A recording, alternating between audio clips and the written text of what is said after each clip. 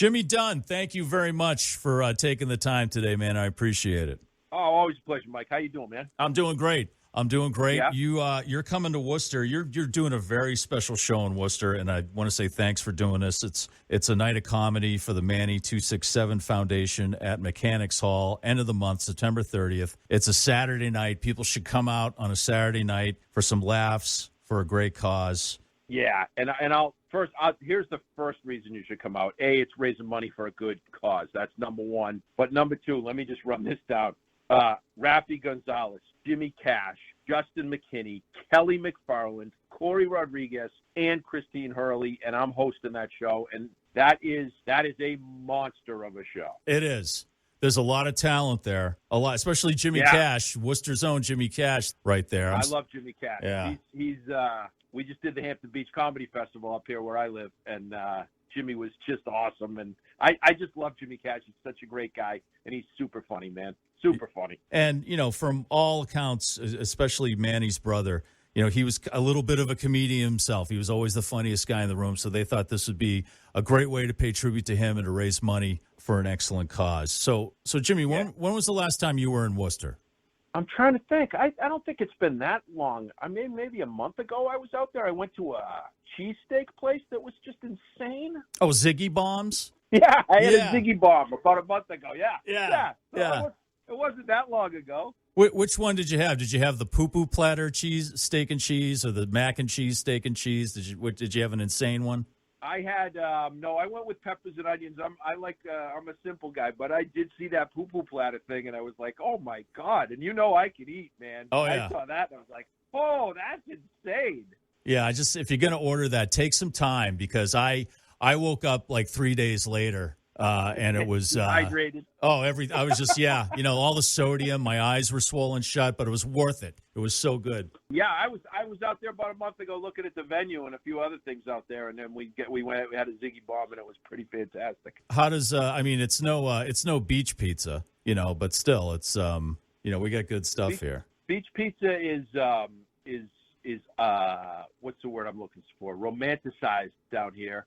And everyone says, oh, you got to have the beach pizza. And it is, if you've never had beach pizza, just stay home, take a Nike box, take the shoes out of it, hit it with a little ketchup, and that's about the same thing. Oh, come on, dude. Really? And people fight to the death. And this, like I always say, if you've never had the worst pizza in the world, go to Salisbury Beach. And if you'd like the second worst pizza in the world, it's right next door.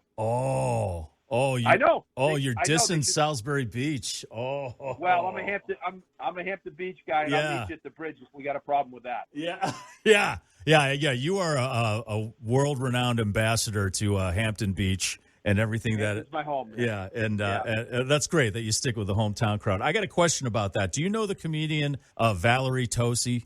I don't. Okay, she's from Salisbury Beach, and I think she lives in L.A. now. And she's kind of like you. She does stand-up. She writes. She does a little acting.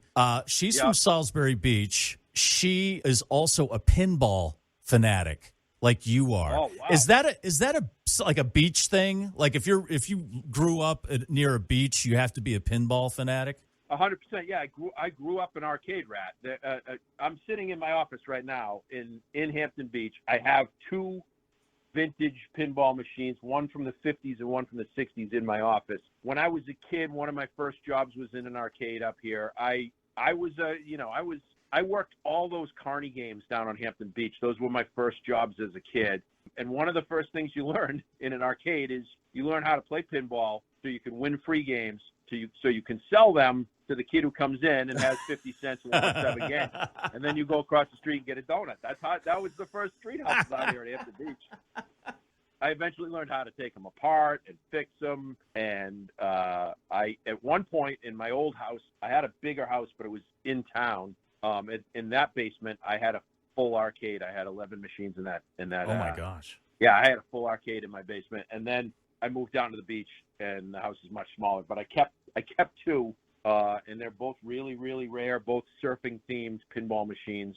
And yeah, I mean, my office that I'm sitting in right now is a little bit of it is Hampton Beach.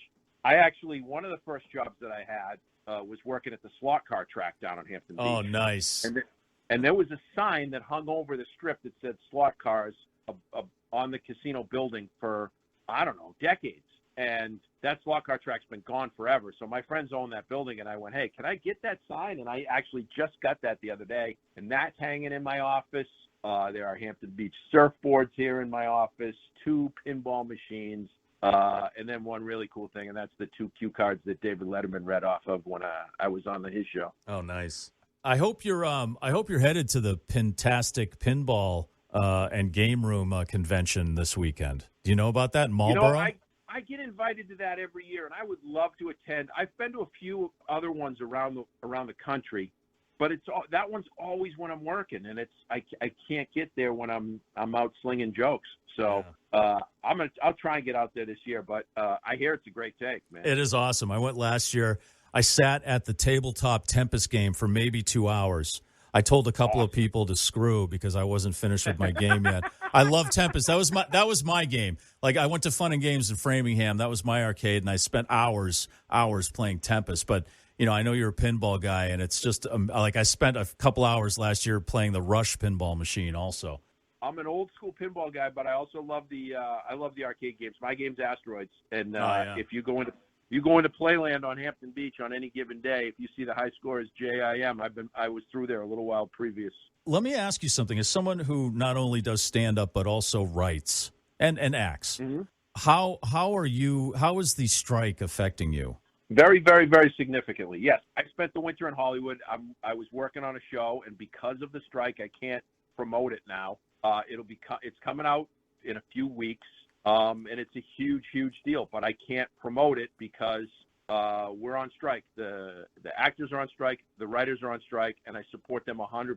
The writers' big issue is they're just not getting residuals in certain places, and the writers aren't getting paid enough to do what they do, which is create these amazing shows. And I think the general perception is that these are millionaires that are fighting and they're whining about not getting enough money, and that is not the case. This is people that I know, really good friends that get on a show for a little while and make some money and put it in the bank, and then they sit for a couple of years before they get back on another show. And it's a really tough thing to make a living as a writer and as an actor right now, and they're still making record amounts of money with these TV programs, and so these guys got to get paid, and that's where we're at right now. I went down to the picket line a couple times down in New York City, but all my friends are in the line every single day out in L.A., and they're fighting for their livelihoods. And hopefully this will get worked out soon. Hopefully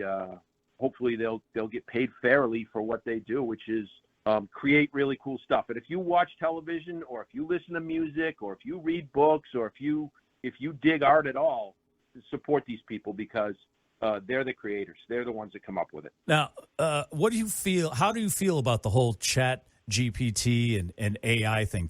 Personally, it scares the crap out of me for a myriad of reasons, but especially for like writing and other art forms like film, photography, and like music, like you mentioned. They're messing with that. I heard Hank Williams Jr.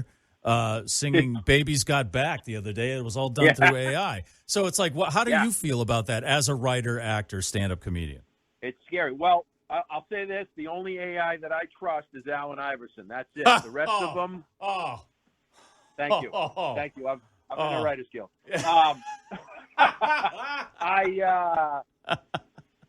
I don't trust the computers writing stuff.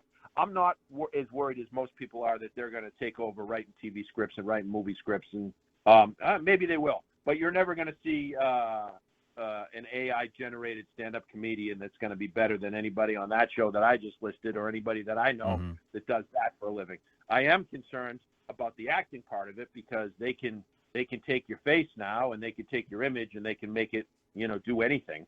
So I'm worried about that. People that make a living as, background actors, stuff like that. That's all going to be computer generated, and that's some scary stuff.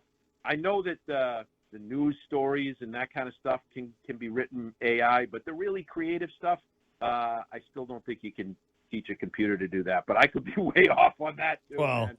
I'm more worried about what they pay writers. And look, if you write a song and it becomes a hit, you should make a lot of money. And if you write a TV show and it becomes a hit, you should make a lot of money. Yeah.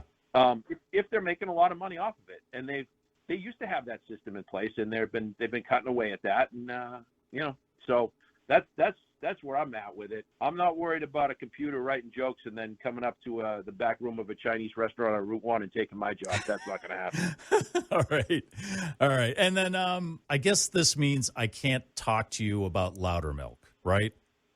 All I can say is Loudermilk is a TV show that I worked on a few years ago. I can't promote it or say anything about that. And, Loudermilk, just like any other TV project or any other movie project right now, is in limbo.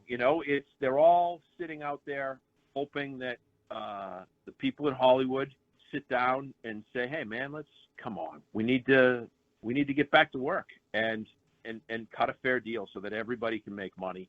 There's a ton of money to be made in show business. There is. And the problem is that they can't, just like anything else. What's the line from Goodfellas?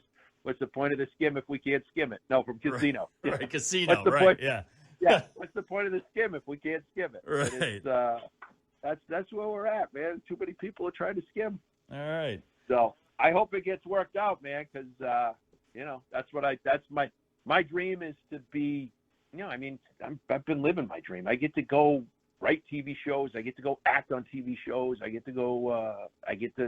Go tell jokes around the country, and they're taking a lot of that away right now. And the only thing that I got left is telling jokes around the country. And listen, if they take that away from me, then I will be at the arcade selling 5 games for a quarter. Getting the donuts. Yeah. That's it. All right. Jimmy Dunn. Jimmy Dunn's coming to Worcester with a stellar lineup. Kelly McFarland, Worcester's own Jimmy Cash, Corey Rodriguez, who's also awesome, Christine Hurley, and Rafi Gonzalez. It's a special night at Mechanics Hall, September 30th for the Manny 267 Foundation, a great cause on a Saturday night. So go out there and support the stand-up comedians before the robots take over. And Mike, I'll say, I can't say this enough. Like on a Saturday night, you'll never see a show that loaded up with that much talent together. It's a $50 ticket, but that's going to support the Manny Foundation. So that is just a monster of a show. And I will tell you this, because I've done a few of these sort of all-star shows. The egos come out, and everybody brings out their A. Everybody's gunning for the next guy. So they're all bringing their A stuff. I mean, if you're not a comedy fan, you want to see really, really high-level comedy, come to that show. All right. Jimmy, thanks for taking the time, man. I appreciate it. And we will see you on September 30th. You got it, Mike. Thanks for always supporting me.